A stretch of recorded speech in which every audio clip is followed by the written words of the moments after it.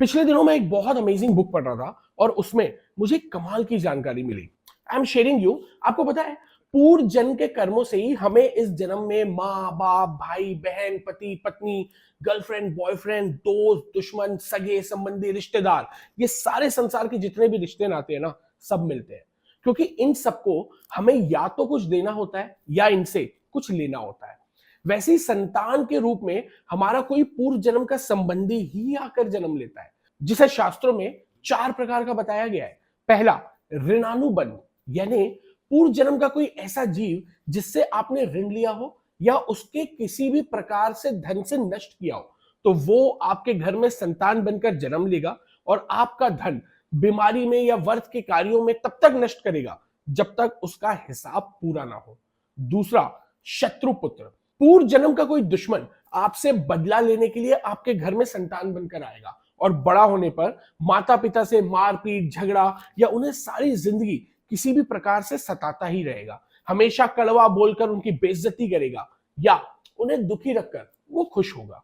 तीसरा, उदासीन पुत्र, इस प्रकार की संतान ना तो माता पिता की सेवा करती है और ना ही कोई सुख देती है और उनको उनके हाल पर मरने के लिए छोड़ देती है। विवाह होने पे ये माता पिता से अलग हो जाते हैं। चौथा, सेवक पुत्र, पूर्व जन्म में यदि आपने किसी की खूब सेवा की है तो वो अपनी की हुई सेवा का ऋण उतारने के लिए, आपकी सेवा करने के लिए आपका पुत्र बनकर आता है। जो बोया है वही तो काटोगे।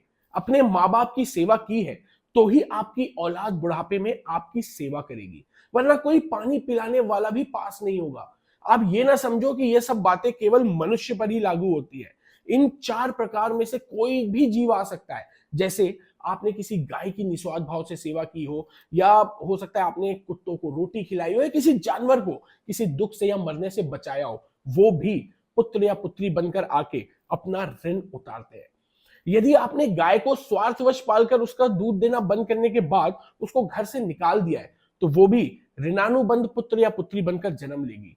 यदि आपने किसी निरपराध जीव को सताया है तो वो भी आपके जीवन में शत्रु बनकर आएगा। इसलिए जीवन में कभी किसी का बुरा मत करो, क्योंकि प्रकृति का नियम है कि आप जो भी करोगे उसे वो आपको इस जन्म में या अगले जन्म में 100 गुना वापस करके देगी।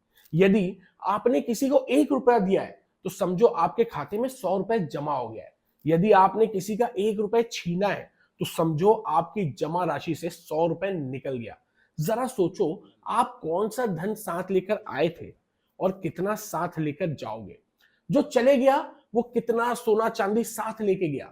मरने पे जो सोना चांदी धन दौलत बैंक में पड़ा रह गया, समझो वो व्यर्थ ही कमाया।